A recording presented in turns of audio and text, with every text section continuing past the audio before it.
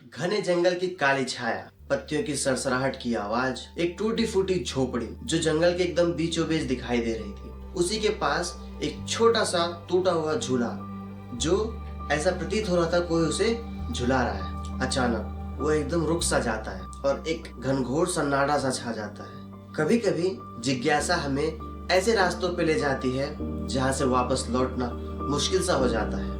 ऐसे ही तीन दोस्तों ने ये कभी सोचा ही नहीं था कि एक मामूली सी पिकनिक उनकी जिंदगी में एक ऐसा मोड़ ले लेगी। नमस्कार दोस्तों, द रियल स्टोरीज के एक नए एपिसोड में आपका फिर से स्वागत है।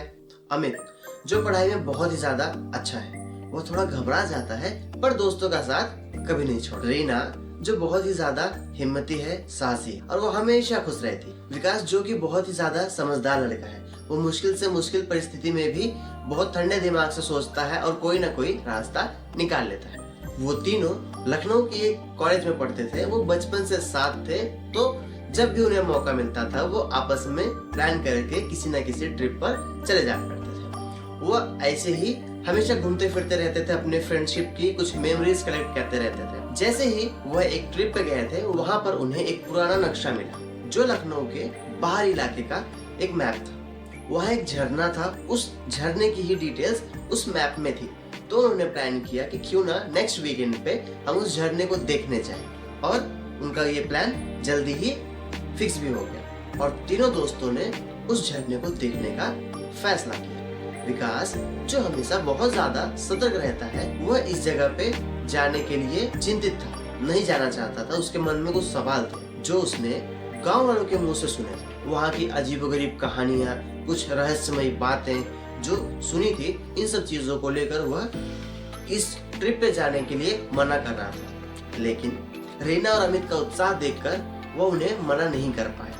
वह तीनों एक साथ वहां के लिए रवाना हो गए और वे शुक्रवार को सुबह जल्दी निकल गए उस जगह पे जाने के लिए। जंगल बहुत ही ज्यादा घना था, धूप की छाया मुश्किल से जमीन पर पड़ रही थी। वहाँ एक अजीब सा सन्नाटा भी था, सिर्फ वहाँ पत्तियों की ही आवाज आ रही थी। घंटों चलने के बाद वहाँ उन्हें एक छोटी सी टूटी सी झोपड़ी दिखाई दी। वहाँ उसके पास में ही वो झरना बहता था जिसे वो देखने आए। वहाँ वह गए, उन्हें बहुत ज्यादा अच्छा लगा जिसकी तलाश में वो वहाँ आए थे। झरने का पानी बहुत ही ज्यादा साफ था, सूरज की रोशनी उस पर पड़ रही थी और एक इंद्रधनुष बना रही थी जो देखने में स्वर्ग जैसा प्रतीत हो रहा था। वो बहुत ज्यादा खुश थे।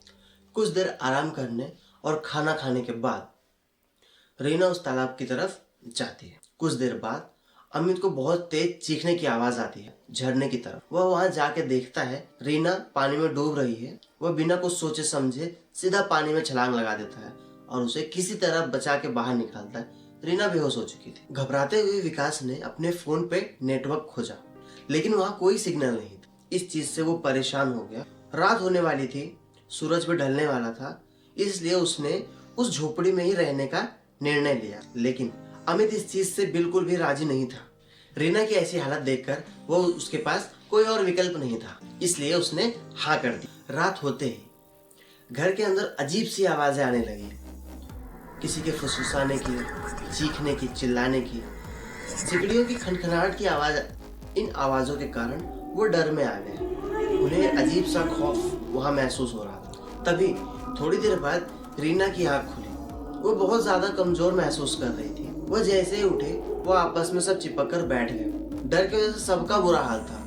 कोई भी एक दूसरे से दूर नहीं हो रहा था, आपस में चिपक कर बैठ गए थे। तभी अचानक उन्हें वहां कोने में, घर के कोने में दरवाजे के पास एक छोटी सी गुड़िया दिखाई दी जिसकी एक आंख नहीं थी। उस आंख के बदले वहां पर एक काला सा खड्डा था और दूसरी आंख रीना को ही घूर रही थी। यह देख के रीना बहुत डर गई। रीना जोर से चिल्लाई। कमजोर होने की वजह से उसकी आवाज तेज नहीं आ पाई। वह डर गई बहुत ज्यादा। किसी तरह आपस में उन्होंने हिम्मत करके अमित ने उस गुड़िया को बाहर फेंक दिया। जैसे उसे उसने बाहर फेंका, आवाजें एकदम शांत हो गई। अब किसी भी प्रकार की आवाज वहां नहीं आ रही थी। सब एकदम शांत हो गया। कुछ पल बीते ही थे, तभी अचानक अमित की नजर दीवार के कोने पे पड़ी जहां पे लिखा था, मुझे अकेले रहने दो, मेरी शांति भंग मत करो। यह पढ़ते ही वह एकदम कांप सा गया। उसका शरीर ठंडा पड़ने लगा। कुछ पल बीते ही थे, उन्हें रिलैक्स होने का थोड़ा सा ही मौका मिला था और तभी वही गुड़िया उन्हें घर में दिखी। यह देख के वो डर गए और किसी तरह उन्होंने हिम्मत करी और रीना को अपने कंधे पर लिया और वो सीधा जंगल की तरफ भागे। बस उन्हें झोपड़ी से दूर जाना था, उस गुड़िया से दूर जाना था। वह घंटों भागते रहे और पूरे घंटों तक इतनी देर दौड़ने के बाद भी उन्हें ऐसा लग रहा था कि कोई उनके पीछे है, कोई उनका पीछा कर रहा है। अजीब अजीब सी आवाजें पूरे जंगल में। वो जोर से चिल्लाते पर उनकी आवाज उस सुनसान उस घने जंगल में खो सी जाती। उन्हें भागते घंटों बीत गए थे लेकिन उन्हें कोई सड़क या कोई घर कुछ नहीं दिख रहा था। वो एकदम भूल गए थे, भटक गए थे।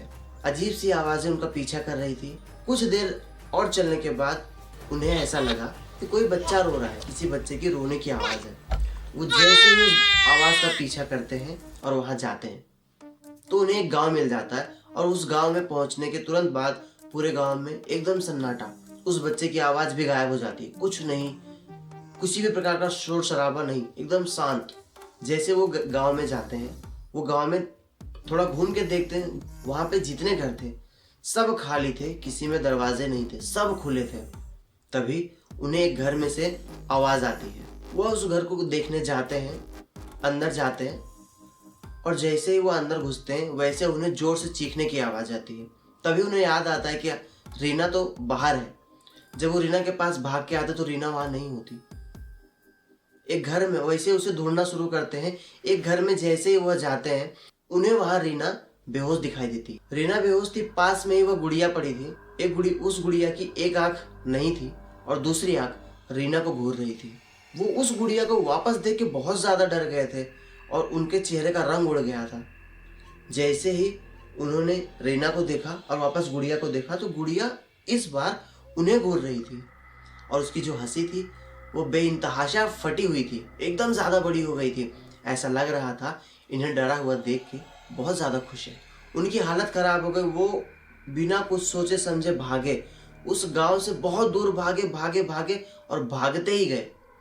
घंटों वो भागे, पूरी रात उन्होंने सिर्फ भागते ही रहे और तभी उन्हें एक रोशनी की छोटी सी किरण दिखाई दी।